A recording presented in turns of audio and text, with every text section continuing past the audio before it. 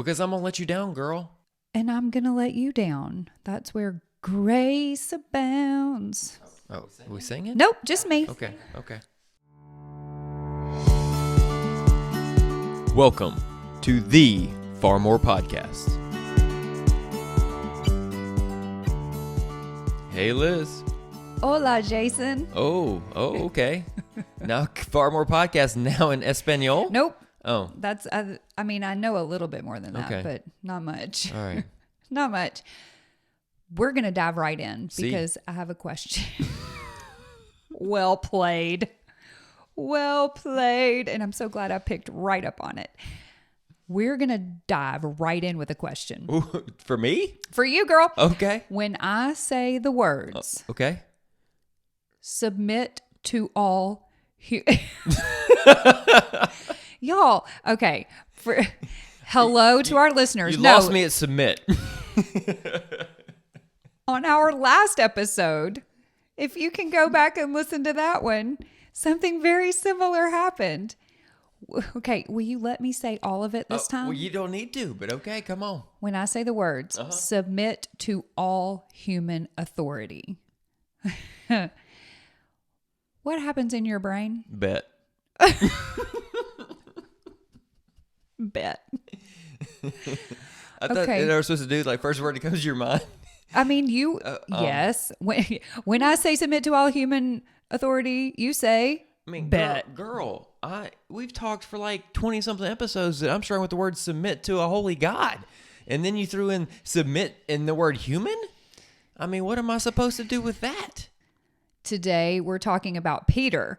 And Peter gives us, i.e., Jason, the challenge to submit to all human authority. And when I read that, I was like, oh, I'm going to have a little fun with I need this more one. context on this. So give me chapter and verse on that. I don't know. Well, I can if you want. Do you want to look it up now? I need some context on that before you throw that at me. 1 Peter 2:13. That's You can. not in my It's not in your version. my translation says nope. Your translation says bet. It says bet. What was that again? Come on. 1 Peter 2:13. Does your version say something different than mine? Well, it says, be subject for the Lord's sake to every human institution. So it's talking about governments. It's submitting to governments and emperors and rulers. Okay, well, there you go. Well, that's different than submitting to every human. Well, it said to all human authority. So I was reading, I believe, from the New Living Translation. So I think it took a little bit more liberty. Okay. Girl, can I start with trying to submit to God first? Yes, absolutely. Okay, that'd be great. I'm going to start with that. So anyway, it was Peter. It was Peter who said that, and we're talking about him today. And he was a fisherman, and he was, what do you think he's most known for? We'll just say anybody who's read a little bit of the Bible What or he's heard known Bible for? stories. So, fisherman, inner circle of Jesus, walked on water, denied Jesus. I was just going to go with the denied Jesus 3 times. I feel like most people, that's the story that they cling to, is that he denied Jesus 3 times. But I didn't realize that he was part of Jesus's inner circle until I really, started doing the research for the episode. And yes, he was a fisherman, but I love the story of the walking on the water story because I think it teaches us something. It teaches, you know what? I'm going to stop saying us. I'm going to start saying me. It teaches me that the power of Jesus is unmatchable, right? The power of Jesus had Peter walking on the water, but Peter took his eyes off of Jesus. He began to sink. Why? Because he took his eyes off of Jesus and instead he focused on the storm around him. Oh, why are you humming that? No, I mean, I always wonder, okay, why did he take his eyes off Jesus? You could say The wind and the waves, which to me, i.e., is a storm. I wonder if there's any part of it. Again, this is not in the Bible. Again, not a teaching podcast. But Jesus also just gave him a taste of power in doing that too. Was it that he was focused on the storm, or was he like, look what I just did? Or is there any part of like you think there was like some amazement in it? Or pride? I'm going more Oh. pride. I'm going more pride, not See? amazement, and started thinking like, That would have I'm doing never. this too. Yeah, no, that would have never entered my thinking. Well, that's because you don't struggle with that as much as I do. No, I'm not. Pride. No, I'm just saying pride is not my downfall. Yeah. Pride.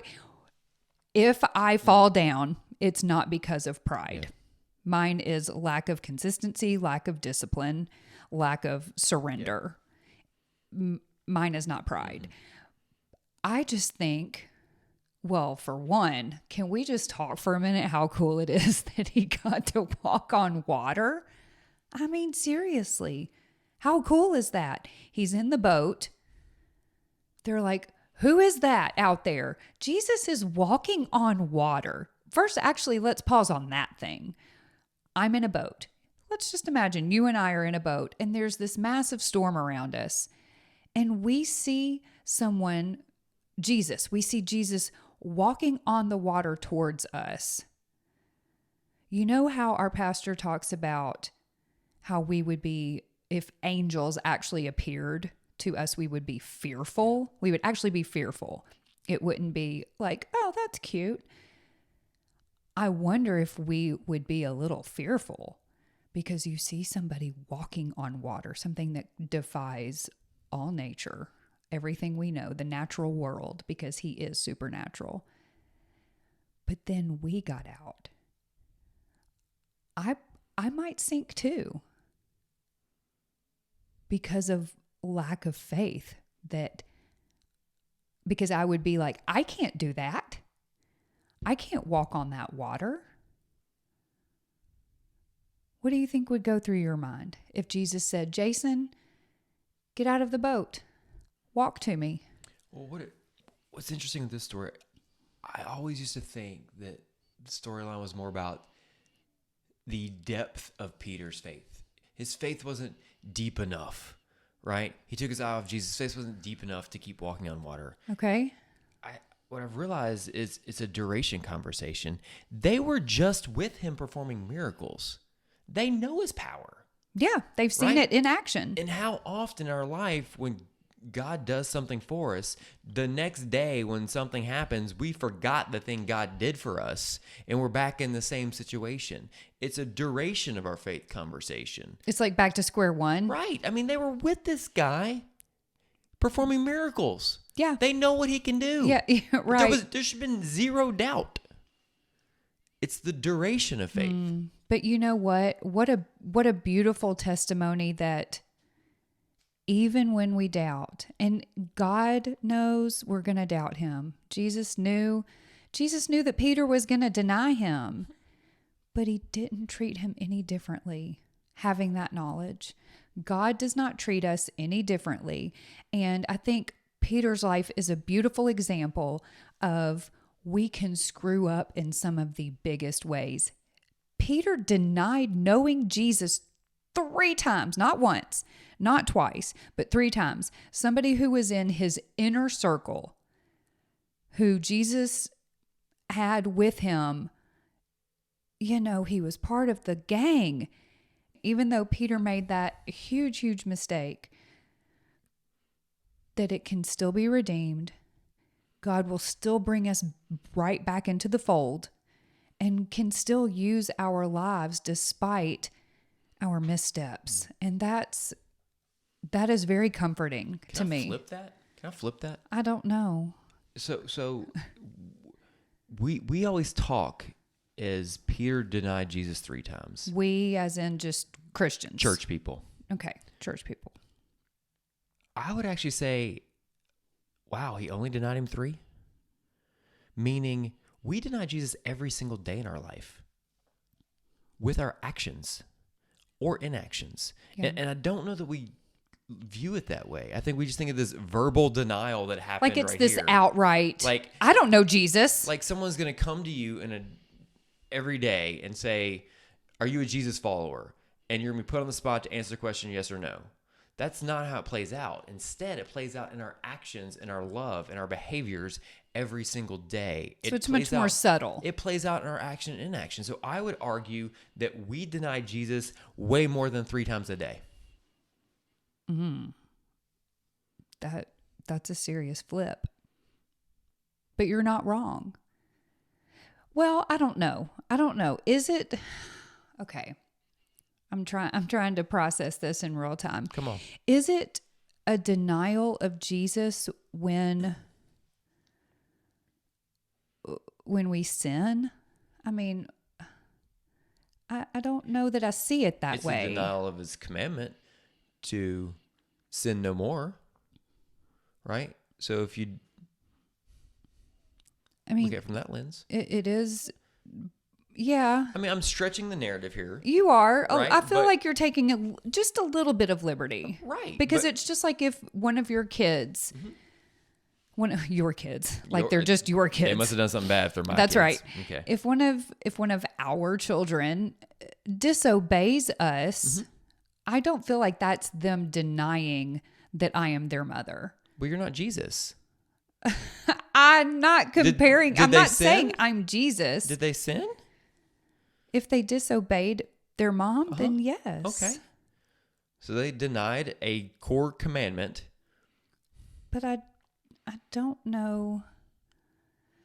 I don't know. I got to think this one through a little bit more because I don't know that I 100% agree. And it's not. But I do know. I do for sure know what you're saying and where you're trying to go with it. Yeah. I get surprised when we act surprised, like Peter denied him 3 times. Like I get surprised when we're surprised. That makes sense. So we've been talking about a few different soldiers for the faith, and I feel like a common theme for all of them, it's either remain joyful in trials or don't worry about your suffering because there is hope at the end of all of this. And Peter was no different. He encouraged us to remain hopeful. I mean, really, he was writing letters to the believers in those days, but of course, it applies to us today as well, to remain hopeful during suffering. And do you feel like there's any difference between remaining hopeful amidst suffering and remaining joyful during trials? Or do you think that those, I know how you like to say they're close siblings, they're cousins. What relation do these two have to each other for you? I can never just answer the question straight away. Right? I know you can't. God bless your heart. Because when all these guys are saying this, they've already got to the place of maturity that they don't care what happens to them in this life. Oh, that's an excellent point. Like, that's the issue, is we're trying to unpack these phrases. They're at full surrender. They're already like, I don't care. I don't care. I don't care what happens to me. This story probably is not going to end well for me on this planet. Yeah. Right? Well, yeah, I think Jesus even told Peter that he was going to be a martyr. Like, for most the of faith. them know they're going to get their head chopped off. Or something. Some god-awful way of leaving this earth. Correct. Yeah. And so once you're bought into, I don't care what happens to me on this earth, then those other things become a lot easier. How do you get to, okay, not you. How do we get to that place? I would love to hear from anybody who is like, you know what? I'm there. I don't care. I don't care what happens to me. Do you care? I'm going to put you on the spot. Do I care? Yeah. Yes. Yeah. I'm working through that though. Okay. I listen, there's the difference between caring what happens to you and being afraid of death. Okay. Like I'm past the afraid of death part. Okay. The caring what happens to me, I'm still wrestling through that.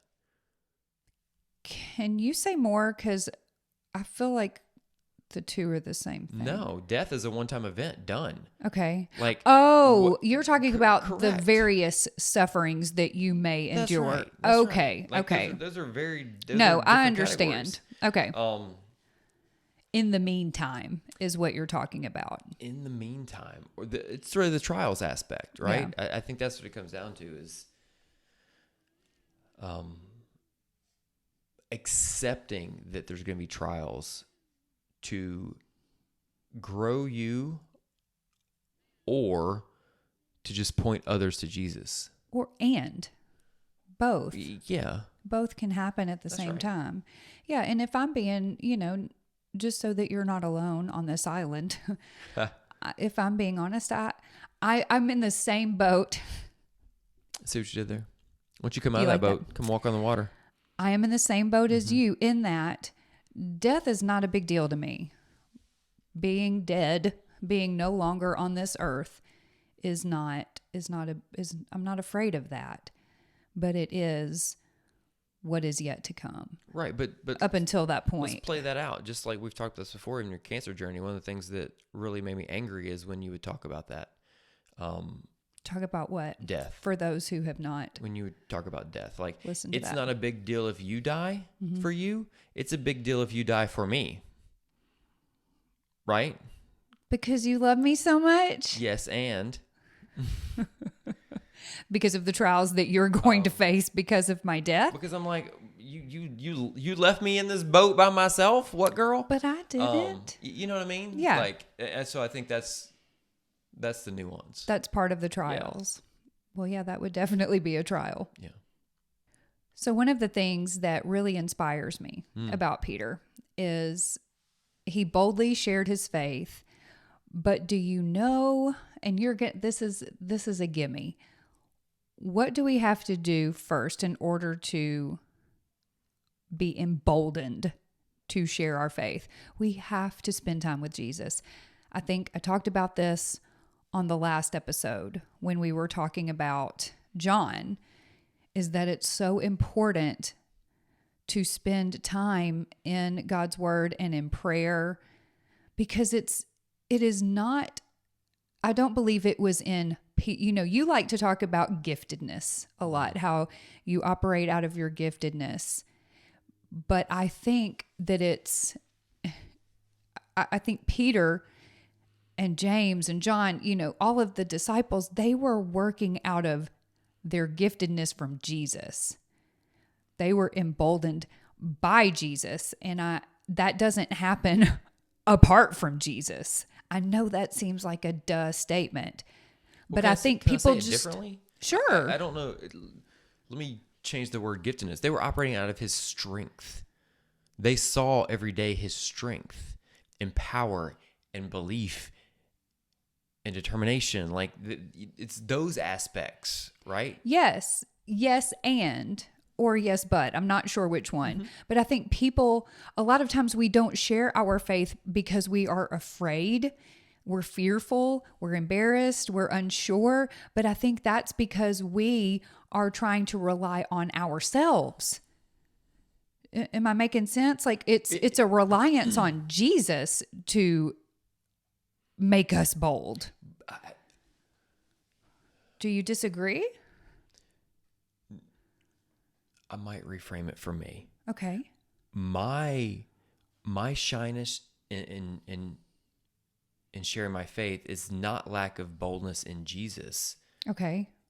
It's a lack of boldness in me and who I am. Because my concern is if I'm trying to share my faith with you, I'm trying to point you to Jesus. Look at Jesus as the model. Yes. The problem is a lot of times then you'll look at me as the model. Don't look at me, girl. Yeah. Don't look at me, girl. Yeah. You will go wrong on that.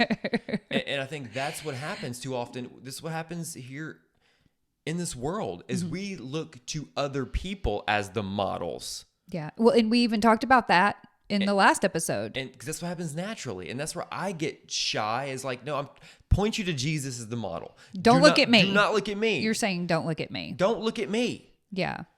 But then everybody then wants to look at you and say, well, because of you, clearly Jesus is not the real deal. And I'm like, that's completely missing the point. Well, and it's unfair because we are human, and even the best of humans are going to let other people down. But I do understand what you're saying. Point to Jesus, not to myself, because if that happens, the whole thing falls apart. That's what you're saying. That's what I'm saying. Yes, and I agree with that. Absolutely. Because I'm going to let you down, girl. And I'm going to let you down. That's where grace abounds. Oh, are we singing? Nope, just me. Okay. So as we wrap up this episode on Peter, something that he mentioned as I was, studying for this episode, as I do, he mentioned this quite a bit. He referred to, so he was writing letters, just like Paul, he wrote letters to a lot of the different churches, and Peter did the same thing. And he used this phrase, I don't know what the original text would say, but in the version I was reading, referred to believers as temporary residents. He wanted to remind, he also referred to them as dear friends, but we'll talk about that in a second. He wanted to drive that point home. This world is not your permanent dwelling place, so don't look at it, treat it, think about it as such. And I think that that is a really good word for us today, because I think we can get real attached to the things, the people, the things, the stuff, the having of the accumulation. I think that we start to see this world, I think it's dangerous when we start to see this world as our permanent dwelling place and not heaven, not eternity. And I think it's important for us to remember, hey, we are only here temporarily. And it's also a good word to remind us our time here is very, very short. And so we have to make the most of it in bringing as many people with us when we go. I don't even know if it's the collecting of stuff as much as we want to make this place as comfortable as possible, right? We're all decorating our houses right now for Christmas, right?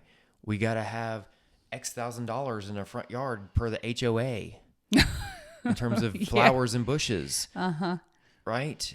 We do everything we can to make this place that we stay as comfortable as possible. We got to have at least 55 pillows on a bed, right? We have 4. You know what I mean, though. I know what you mean. Right? And I think that's convicting. Well, that's what I was thinking of as you were saying that. It's not necessarily accumulation of stuff. It's accumulation of comfort. Yeah. Because we try to act like, let's make this our permanent home. We talk about in terms of what's our forever home. Right? Yeah. We label a house a forever home. That is a very popular term. Right? It is. We point to, okay. I hate that I think I've even used it before. Right. Honestly. And then we talk about our dream home.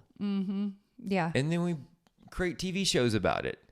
And then, and so I was just thinking of that as you were processing of how short-sighted is that. It's easy for us to go, we don't collect a lot of stuff. We're more minimalist. But do we collect comfort? Do we still try to make things as comfortable as possible? And do we talk and think in terms of dream homes? We are so focused on here. Where we want to retire. Right. It's a focus on here. Yeah. Being here on earth. And like you said, yeah, that's a really good point, Jason. How do I make myself as comfortable as possible? When that's not what he's talking about. He is talking about the exact opposite. Yeah. I mean, he doesn't literally say the words, make yourself as uncomfortable as possible, but he does say, don't think about this place as permanent. And let's just say, for instance, I didn't think of this place as where I was going to spend the rest of my life. If I was just going to be here for a week, I wouldn't kind of quote unquote set up shop. I would keep it pretty bare And I wonder if he was kind of talking about that too. Like, be ready to go on a moment's notice, maybe. Well, yeah. Again, I'm inferring don't- a lot, so don't quote me on anything, but don't point to us or people, point to Jesus. Right? How often was Jesus trying to find a place to sleep yeah. in Scripture? Yeah. Right? Trying to find a place for him to lay his head. He literally had to find a place to be born. Correct. Started his life out that way, literally. Yeah, he wasn't building his dream lodge because he was a carpenter. Okay, I said we were wrapping up, and we really are. Okay. So there was one other phrase, Well, then and we're I talked to you about this off mic. How as I was reading First Peter, Second Peter, it's so funny because he kept saying, "Dear friends."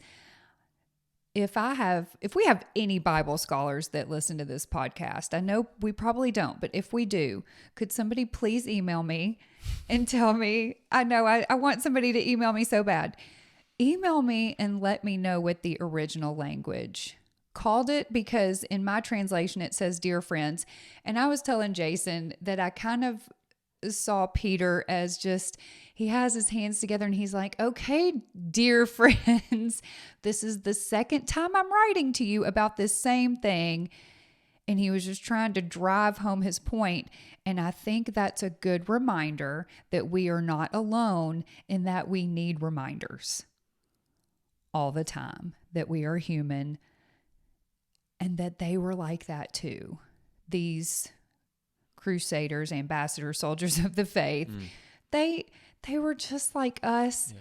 They needed reminders. They needed to be told 1,000 times, "Hey, y'all, this is why you're here." And I've talked about before on an episode how I take so much comfort in hearing that other people are broken. Not that I appreciate that they're broken, because I don't want them to be broken, but it makes me not feel so alone in my struggles and my needing to be reminded every single day, "Liz, you're supposed to be doing this thing." So when you hear him say "dear friends," like what does that sound like to you? Like I know it's not meant to be condescending. Not condescending. Right? But in my head it's a little bit like, "Okay, buddy." Yeah. To me it's more like a loving, endearing "dear friends," not "dear friends." Like, "Sweet Liz." Yeah, not like, no. To me, it's a term of endearment, and I could be, again, somebody figure it out for me, because I wouldn't even know where to start researching that. But to me, it's more of a, like, how I put my hand on your arm when I want to calm you down, or you know what I'm saying, when you're kind of stressed, and I'm like, "Jason, it's okay." It's more like a "dear friends," but there is a little part of me that it's like frustration. Maybe that's what it is. Right. Not I don't think there's any condescension in there at all. Maybe a little bit of frustration. "Dear friends, I'm writing you this letter again." It's basically what he's saying. I'm writing this letter to you again. Here we are again. Because you need a reminder again. Mm-hmm. I take great comfort in that. You feel seen? I feel seen, and I can identify with them. "Dear Liz." Dear Liz. Here we are again. Dear friend Liz. Here we are again. Sanctification process in this one is slow, like a snail, but that's okay. So I think a great way to end it is to just encourage each other, encourage our listeners to pray for boldness in sharing our faith, and to remind ourselves that we're going to sink every now and then. We're not just going to walk on water all the time, because we're human. And the important thing is that we keep our eyes on Jesus. We ask him to convict us when we go the wrong way. And that's what I'm doing in my life. I am currently praying for conviction over wrongdoing, and asking for his strength to just fight sin and fight temptation. Because that's what it takes. It takes his power. I think Peter's book, the books of Peter in the Bible, are really great examples of Christ's power through us. It's not us. It's nothing. It has nothing to do with us. Don't point to us, like you said earlier. Don't point to us. Point to Christ, and we have to remind ourselves of that. We are not doing any of the good things in our life because of us. It's because of Christ. Yes. And dear friends, where are we denying Jesus in our own life every day?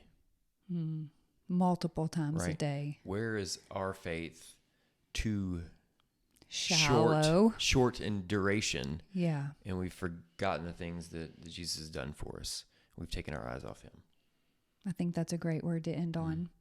Y'all, we are so glad that you were here. I say it every single week. I mean it every single week. She does. I do mean it. If you are not following us on social media, we are on Facebook, Instagram, TikTok, and YouTube at Far More Podcast. And I'm not even going to say send me an email. Please send her an email. Please send me an email. Just say hi, farmorepodcast@gmail.com, and we will catch y'all next time. See ya.